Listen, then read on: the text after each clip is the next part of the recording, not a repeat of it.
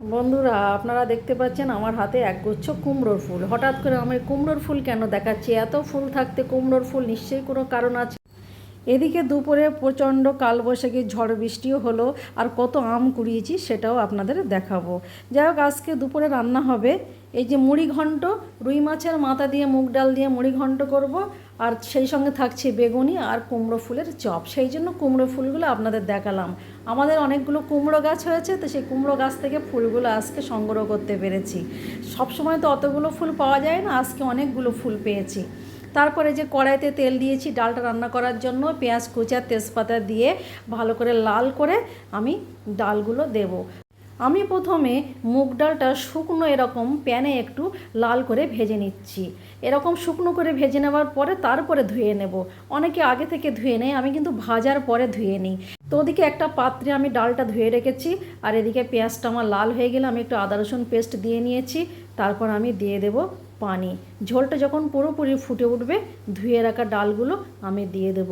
এদিকে আমি মাছের মাথাটা ভালো করে ভেজে নিয়েছি। তারপর আমার ওই যে পানিটা বা ঝোলটা ফুটে ওঠার পরে আমি কিন্তু ওই ধুয়ে রাখা ডালগুলো এবার দিয়ে দিয়েছি।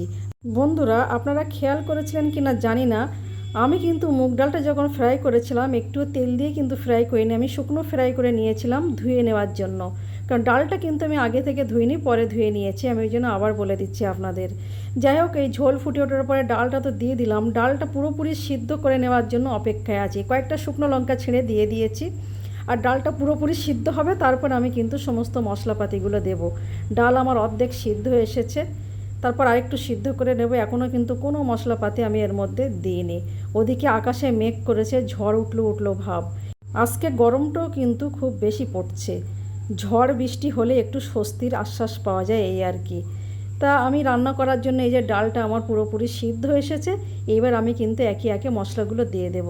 ওদিকে আমি প্রথমে দিয়ে দেব ভেজে রাখা যে মাছের মাথাটা, সেটা আমি এবার ডালের মধ্যে দিয়ে দেব, কারণ তা নাহলে ডালের সঙ্গে তো মিক্সড হবে না।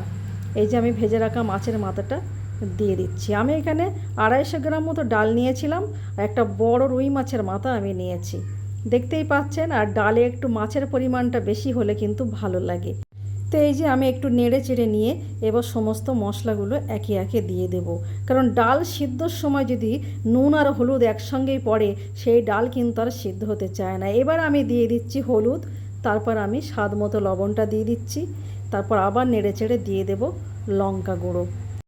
এই যে লঙ্কা গুঁড়োটা এবারে দিয়ে দিচ্ছি, তারপরে আমি দেব একটু জিরার গুঁড়ো। ডালটা খুব সুন্দর সিদ্ধ হয়েছে, আর কত সুন্দর ঘন হয়ে এসছে, একদম অনুষ্ঠান বাড়ির মতো স্মেলও বার হচ্ছে, দেখতে অনুষ্ঠান বাড়ির মতোই লাগছে। আমাদের মাঝে মধ্যে ডাল হয়, ছোলার ডাল হয়, নারকেলের দুধ দিয়ে মসুর ডাল হয়। আজকে মনে হলো একটু মুড়ি ঘন্ট করি, আর বেগুনি হবে, তার সঙ্গে হবে কুমড়ো ফুলের চপ। আপনারা কিন্তু ভুলবেন না, প্রথমে আমি কিন্তু কুমড়ো ফুল দেখিয়ে দিয়েছি, আর কুমড়ো ফুলের চপটা আমি বানাবো সেটাও দেখাচ্ছি। পুরোপুরি না দেখালেও কিছুটা দেখাতে পারবো আপনাদের।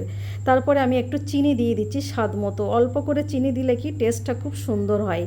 তারপরে একটু নেড়েচেড়ে দেখুন মাছের মাথাটা কত বেশি পরিমাণে হয়েছে, দেখতে তো দারুণ লাগছে, খেতেও আশা করি সুন্দর লাগবে। তো আমার রান্না কমপ্লিট হয়ে গেছে। এই পর্যায়ে আমি দিয়ে দিচ্ছি একটু মিট মশলার গুঁড়ো। মিট মশলাটাও দিতে হয়। আপনারা ভাবছেন মিট মশলা শুধু কি মাংসের রান্নায় ব্যবহার করে? না, অনেক কিছুতে কিন্তু মিট মশলাটা ব্যবহার করা যায়। আমি মিট মশলাটা দেওয়ার পর একটু ডালটা ভালো করে নেড়ে চেড়ে নিচ্ছি, কারণ একটু আগে তো চিনি দিয়েছিলাম যাতে সব কিছু মিশে যায় ডালের সঙ্গে। তারপরে ডালটা নামিয়ে নেব। ওদিকে আমি কিন্তু চপ ভাজার জন্য, মানে বেগুনি আর কুমড়ো ফুলের যে চপটা আমি বানাবো সেটা করার জন্য আমি ব্যাটারটা বানিয়ে নিচ্ছি। ব্যাটারটা অবশ্য আমার ভাবি বানাচ্ছে, কারণ চপের ব্যাটারটা আমার ভাবি দারুণ বানায়। তো এদিকে আমি বেগুনটাও পাতলা পাতলা করে আগে থেকে কেটে রেখেছিলাম, কুমড়ো ফুলগুলো গাছ থেকে তুলে এনে একটু ধুয়ে রেখেছিলাম। আমি বেগুনগুলো পাতলা পাতলা করে কেটে আর কুমড়ো ফুলগুলো ধুয়ে একটা পাত্রে রেখেছি, সেটা আর আপনাদের দেখালাম না, একেবারে সরাসরি চপ করার সময় আপনাদেরকে দেখাবো। এই যে দেখুন আমার ডাল রান্না অলরেডি ডান। তো দেখতে কেমন হয়েছে বন্ধুরা? আর কে কে মুগ ডাল পছন্দ করেন অবশ্যই জানাবেন। তবে মুগ ডালের সঙ্গে কে কী পছন্দ করেন? আমরা তো কুমড়ো ফুলের চপ বানাবো, আর বিশেষ করে আমরা কিন্তু বেগুনিটাও মুগ ডালের সঙ্গে বেশি খাই। এই যে বেগুনি আমার করা কমপ্লিট হয়ে গেছে, আমি কুমড়ো ফুলের চপটা এবার বানিয়ে নিচ্ছি। আমি বেসনের ব্যাটারে দিচ্ছি, আর সরাসরি কুমড়োর ফুলটা এই দেখুন তেলের মধ্যে দিয়ে দিচ্ছি। এপিট ওপিট উল্টে নিয়ে আমার কুমড়ো ফুলের চপ কমপ্লিট হয়ে যাবে। আর ব্যাটারটা বানানোর সময় আমি কিন্তু বেসন দিয়েছি, একটু বেকিং সোডা আর একটু লঙ্কা গুঁড়ো, লবণ আর কিছু দিইনি। এইগুলো দিয়েই আমি কিন্তু ব্যাটারটা বানিয়ে নিয়েছিলাম সুন্দর করে। এই যে কুমড়ো ফুলগুলোর চপটা খুব সুন্দর ফুলে উঠছে বেশ, বেগুনিটা কীরকম মুচমুচে হয়েছে আপনারা তো দেখেই বুঝতে পেরেছেন। তো বন্ধুরা, মাঝে মধ্যে এরকম ডালের সঙ্গে যদি একটু ভাজাভুজি থাকে, এরকম মুচমুচে বেগুনি কিংবা কুমড়ো ফুলের চপ থাকে, মাছ মাংস ডিমের কিন্তু আর প্রয়োজন পড়ে না।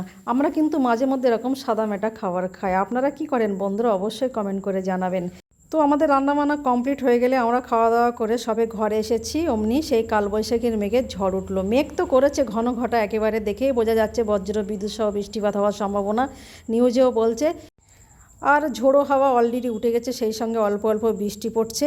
কিন্তু হঠাৎ করে দেখি ঝড়ের দাপট এত বেশি, তো আপনাদের কি বলবো, কল্পনাও করতে পারিনি। 3-4টে ঝাপটা এমনভাবে মারলো, দরজা জানলা সব বন্ধ করে দিয়েছি। আর আমাদের বাড়ির আম বাগানের আমগুলো তো আর গাছে নেই। তারপরে এই ঝড় বৃষ্টির মধ্যে বাজ পড়ছে ঘন ঘন, তা আমরা কেউ ঝড় বৃষ্টি মাথায় আমতলায় যেতে পারিনি। গ্রামের মানুষ অনেকে এসেছে, এই ঝড় বৃষ্টি মাথায় আম কুড়িয়ে নিয়ে গেছে। পুরো ঝড় বৃষ্টি থেমে গেলে তারপর আমার ভাই গিয়েছে, মাত্র কয়েকটা আম পেয়েছে। যা পেয়েছে তাতেই আমরা খুব খুশি। গ্রামের মানুষ ওই দেখুন, এখনও বৃষ্টি থামার পরে এরকম পরিস্থিতি, সবাই আমতলায় যাচ্ছে আম কুড়োতে। আমার ভাইয়েরও যাচ্ছে, গ্রামের অনেক ছেলেরাও এসেছে আম কুড়োতে।